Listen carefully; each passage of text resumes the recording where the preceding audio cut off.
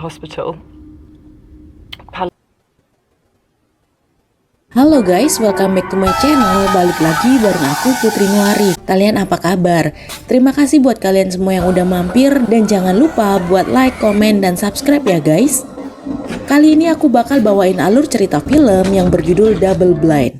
Film ini menceritakan tentang 7 orang pemuda yang menjadi kelinci percobaan sebuah perusahaan farmasi.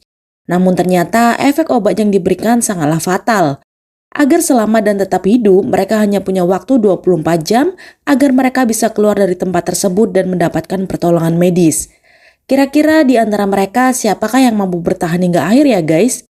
Jadi nggak usah lama-lama, kita langsung ke filmnya aja ya. Film ini dimulai dari seorang gadis bernama Claire yang hidupnya berantakan dan memutuskan untuk ikut dalam percobaan sebuah laboratorium farmasi. Laboratorium tersebut bernama Blackwood. Mereka sedang melakukan sebuah uji coba suatu obat baru sebelum nantinya akan diberikan kepada pasien yang membutuhkan. Selain Claire, ada juga 2 wanita lain yaitu Allison dan Vanessa. Sedangkan para peserta laki-laki ada Amir, Ray, Paul, dan Marcus. Wanita ini bernama Dr. Burke. Ia adalah dokter yang akan bertanggung jawab dan mengawasi perkembangan para peserta setiap harinya. Sejak pertama masuk ke Blackwood, ada perasaan yang terasa aneh. Fasilitas yang ada di sana terasa janggal dan juga meskipun sangat besar namun tempat tersebut begitu sepi seperti tidak ada orang lain selain Dr. Burke. Ditambah lagi dengan desain bangunan yang terkesan sangat kaku dan dingin tanpa adanya warna cerah. Claire ditempatkan sekamar dengan Allison dan juga Vanessa. Awalnya Claire hanya berteman dengan Allison karena ia merupakan sosok yang begitu ceria dan juga cerewet. Sementara Vanessa, meskipun sekamar, mereka tidak banyak mengobrol karena dia adalah sosok yang lebih pendiam. Secara tak sengaja, Claire juga mengenal sosok Amir yang ternyata dia adalah seorang mahasiswa kedokteran. Dia sempat berkenalan ketika mereka berdua bertemu. Percobaan pun dimulai. Awal-awal percobaan, sehari mereka diberi 1-2 kapsul ataupun sirup obat dan disuruh menelan serta mereka juga akan disuntik. Mereka dicek setiap beberapa jam sekali, apakah mereka merasa pusing, mual, sakit perut, sakit kepala, nafas pendek, mulut kering, dan yang lain-lain. Hari pertama dan kedua semuanya terasa aman. Mereka tidak merasakan gejala apapun yang signifikan. Hari-hari berikutnya dosis obat tersebut mulai dinaikkan. Awalnya Claire tidak merasakan apa-apa, namun tiba-tiba dia mulai merasakan gejala tidak enak dan mual hingga dia muntah-muntah. Selain Claire, ternyata Amir juga merasakan gejala yang sama. Malam harinya, Claire tidak bisa memejamkan matanya. Dia sama sekali tidak bisa tertidur. Kemudian dia beranjak dari kasurnya dan ternyata Allison dan Vanessa juga tidak ada di sana. Kemudian dia menuju ruang makan dan di sana dia menemukan teman-temannya juga merasakan gejala yang sama, yaitu tidak bisa tidur. Mereka semua mulai curiga dengan gejala yang mereka rasakan. Karena di awal mereka sempat diberitahu bahwa percobaan itu tidak akan terasa menyakitkan sama sekali. Mereka kemudian menemui Dr. Burke dan mengatakan keluhan mereka. Kemudian Dr. Burke melakukan CT scan kepada Claire. Setelah CT scan, ia mengatakan bahwa tidak ada bahaya yang akan terjadi. Namun sebenarnya ada yang salah dengan hasil CT scan para peserta. Dr. Burke kemudian melaporkan hasil CT scan tersebut kepada atasannya. Namun sang atasan tidak mau tahu, mereka akan tetap melanjutkan uji coba tersebut meskipun membahayakan nyawa para peserta. Keesokan harinya, Dr. Burke menyampaikan bahwa ada perubahan dalam penilaian uji cobanya. Dan kali ini mereka ingin tahu seberapa lama peserta tahan untuk tidak tidur. Dan mulai saat itu semua peserta dilarang untuk tidur. Dan jika ada yang merasa kelelahan, maka mereka bisa langsung menghubungi Dr. Burke. Claire yang memiliki banyak trauma masa kecil beberapa kali mengalami dampak yang paling parah dari obat-obatan tersebut. Sesekali ia merasakan sedang berada di tempat lain yang membuatnya sesak dan teringat akan trauma pada dirinya. Hari berikutnya mereka dikumpulkan di tempat yang sama. Dr. Burke datang dan mengumumkan bahwa dia akan menambah jumlah dosis obat yang akan mereka konsumsi. Padahal sebelumnya mereka sudah diberitahu tentang seberapa dosis maksimal obat-obatan tersebut.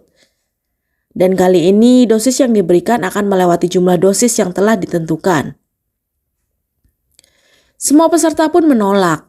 karena mereka merasa bahwa itu akan membahayakan diri mereka. Dan juga uang yang akan mereka dapatkan dari Blackwood tidak sepadan dengan rasa sakit yang mereka rasakan.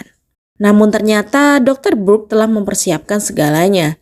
Ia menyampaikan bahwa akan ada tambahan bayaran sebanyak 30.000 euro atau sekitar 509 juta rupiah bagi siapapun yang ingin melanjutkan uji coba tersebut.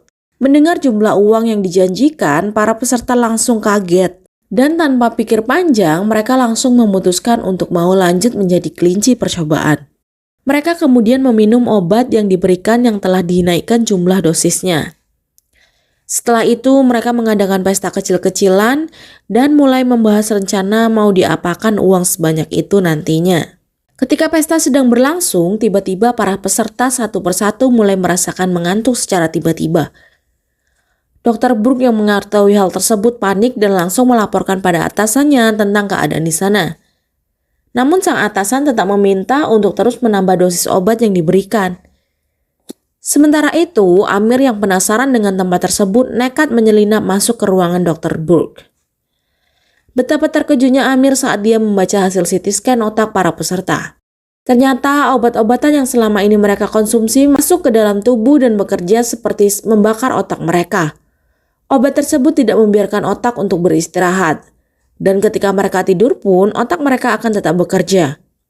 Sehingga itu akan membuat otak kelelahan dan bisa berakibat fatal ke tubuh mereka. Bahkan pada hasil CT scan terlihat juga jika ukuran otak mereka mulai menyusut. Sementara itu di ruang makan, Claire mendapati Allison yang tertidur di kursi. Saat Claire mencoba membangunkannya, tiba-tiba Allison langsung memisan dan keluar darah dari semua mata dan juga telinganya. Kemudian Allison juga tiba-tiba kejang dan mulutnya berbusa seperti orang yang sedang keracunan. Semua orang panik, bahkan Dr. Brooke ternyata juga menyaksikan kematian tragis Allison.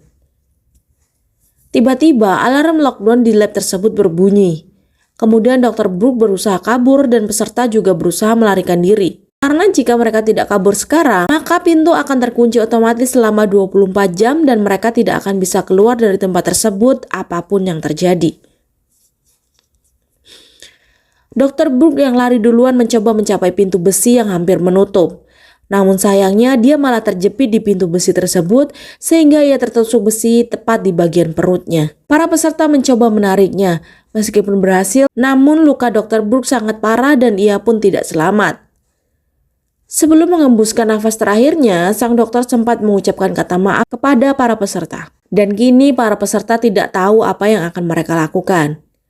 Di tengah kepanikan mereka, Amir datang dan kemudian ia menjelaskan tentang semua yang ia lihat dari ruang Dr. Brooke. Ia meminta agar para peserta tetap terjaga selama 24 jam ke depan. Dan setelah 24 jam, kemungkinan lockdown akan berakhir dan para peserta bisa kabur untuk mencari pertolongan medis. Jika mereka tertidur, maka nasib mereka akan sama seperti Allison. Amir mengetahuinya setelah ia menyelinap masuk ke ruangan Dr. Brooke. Ia menemukan kenyataan bahwa obat yang disuntikan kepada mereka membuat otak mereka terus bekerja. Sehingga kerja otak mereka terlalu keras dan akan menyebabkan mereka mati jika mereka sampai tidur. Beberapa dari mereka sempat tidak mempercayai Amir. Namun Claire mencoba meyakinkan mereka karena latar belakang Amir yang merupakan seorang mahasiswa kedokteran. Dan akhirnya mereka semua menuruti perkataan Amir. Mereka mulai berpikir untuk menemukan cara agar bisa keluar dari tempat tersebut. Namun tempat tersebut bahkan dirancang agar jaringan seluler tidak bisa menembus masuk. Jadi mereka tidak bisa meminta pertolongan dari luar. Waktu terus berlalu dan kini mereka mulai merasakan tambahan efek samping seperti halusinasi. Bahkan Claire sampai membuat pesan terakhirnya dengan video. Dia takut dia tidak bisa bertahan di sana. Mereka semua sudah merasakan kantuk yang sangat luar biasa. Segala cara sudah mereka lakukan agar mereka teralihkan. Markus yang pergi ke kamar mandi tiba-tiba seolah-olah dia berada di tempat lain dan semuanya menjadi hitam. Ternyata dia sudah meninggal tanpa dia sadari. Semua orang semakin takut. Kini waktu mereka tinggal tersisa 15 jam sebelum waktu lockdown berakhir. Amir mulai pasrah dengan keadaan. Namun Claire mencoba membangkitkan semangatnya agar ia bisa berpikir dan mencoba menemukan obat untuk mereka. Tiba-tiba dia mendapatkan ide membuat sebuah larutan yang akan menghambat efek kerja obat tersebut. Claire menemui yang lain untuk meminta bantuan. Namun tiba-tiba listrik padam. Claire dan Paul mencari saklar dalam kegelapan. Untungnya Claire segera menemukannya.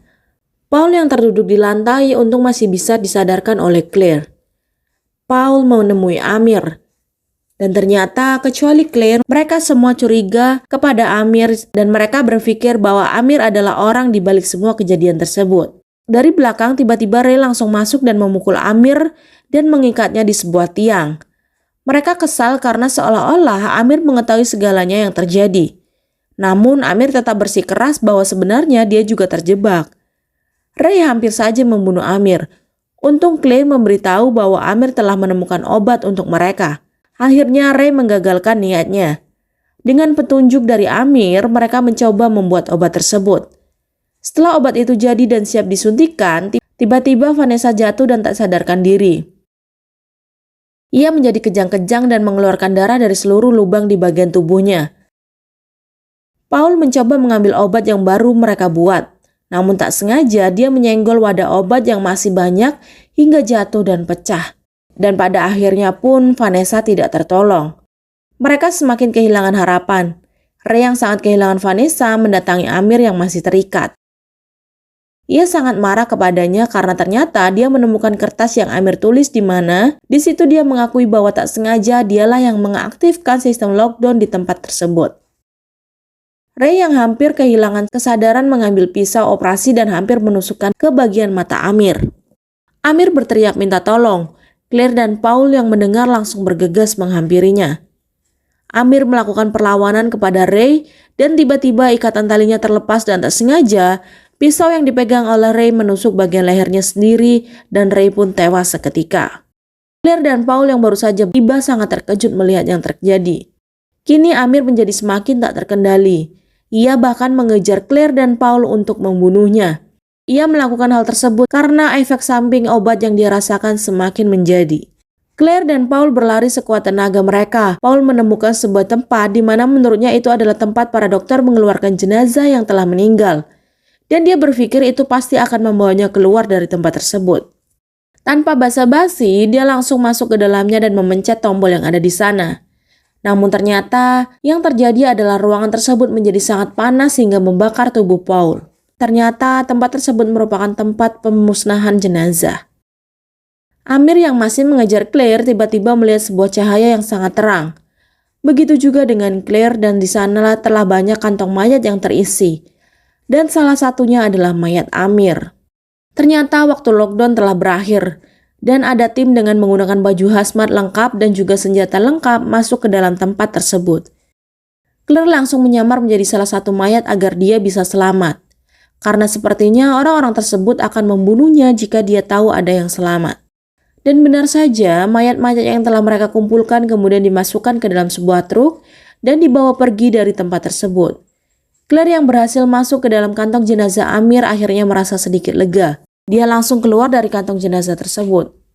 Supir truk yang melihat Claire bangkit dengan penuh darah terkejut dan membuatnya hilang kendali sehingga truk yang dia bawa terguling.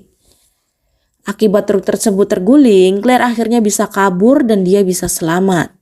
Ia kemudian dibawa ke rumah sakit dan diberikan perawatan. Seluruh media kini mulai mengungkap fakta gelap dari laboratorium yang telah membuat Claire dan teman-temannya menjadi celaka.